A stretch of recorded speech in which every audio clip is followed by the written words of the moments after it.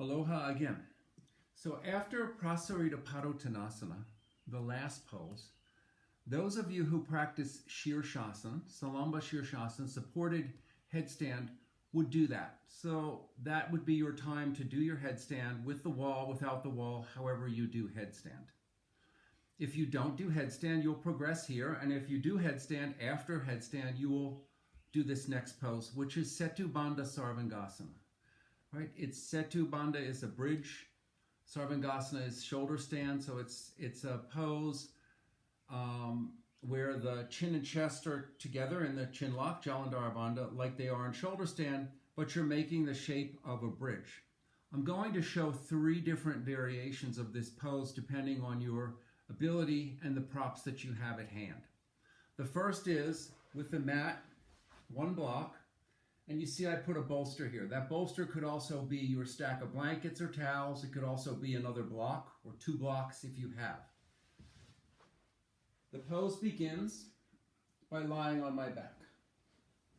So I come down on my back with bent knees, and then I hold the sides of the mat and tuck the shoulders underneath me so that the tops of the shoulders press down into the floor. My feet are parallel and about hip distance apart today. I press the outer edges of the feet down, press the inner edges of the feet down, press the arms down, and lift my buttocks, hips, and back ribs off the floor.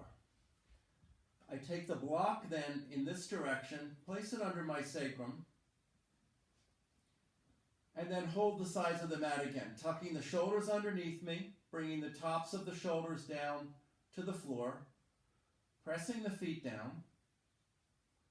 And then as I did in Adho Mukha Svanasana, in downward facing dog pose, and in Uttanasana, and in Prasarita Padottanasana, I roll the fronts of my thighs in and the back of my thighs out so that my lower back broadens.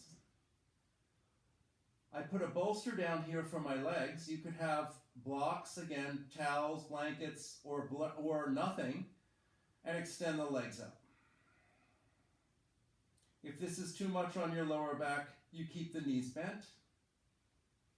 When you're ready to come down, you lower the brick 1 level, turn it sideways, take a few breaths, lower it down another level, and work yourself out progressively. Another way to do this pose is with a bolster, if you have one.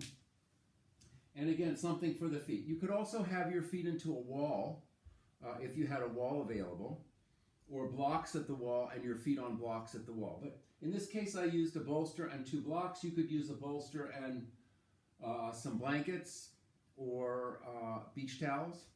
And I'm going to show with a belt. You can use the belt in any of these versions. The belt just allows the hips to compact and allows the legs to extend in a way that the pose is more restful, which is what we're after today. So for this variation, I sit on the bolster. I actually sit on the end of the bolster. And if I'm going to belt the legs, which I am, I put the belt, I'm going to put it around the middle of my thighs. But it could also go around the top of the thighs. It can also go around the shins. So you can experiment with different areas and see which one allows the most rest for you. Then sitting on the edge of the bolster, I lie back and then slide myself so that my head and my shoulders go completely onto the floor. My shoulders aren't down yet, they're not down yet, then finally they touch all the way to the floor, and I extend the legs. Then I can tighten my belt and stretch through the legs. Once I'm here, I want to move my shoulders toward that bolster, toward my heels, so that the chest can open fully. And then the arms stay by the sides. The front of the thighs roll in, the back of the thighs roll out. In other words, the inner thighs roll toward the floor, the outer thighs roll toward the ceiling, so that my lower back stays extending.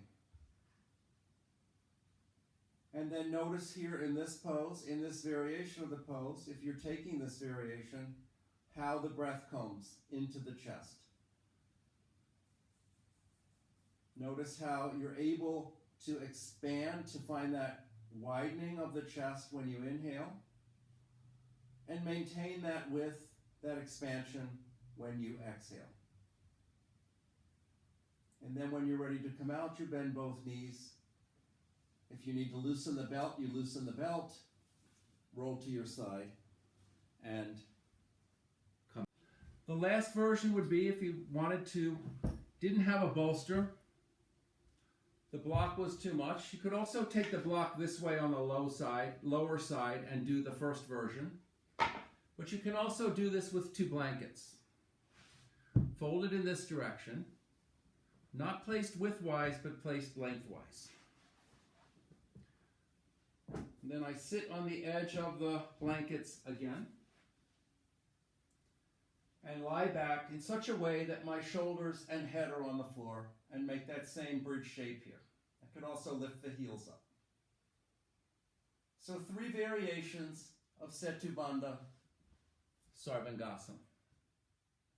Those of you who practice Salamba Sarvangasana or shoulder stand will do that pose next. I'm not going to demonstrate it on the videos, but if you have the support that you need and you practice regularly at home, now is your chance to do Salamba Sarvangasana, supported shoulder stand.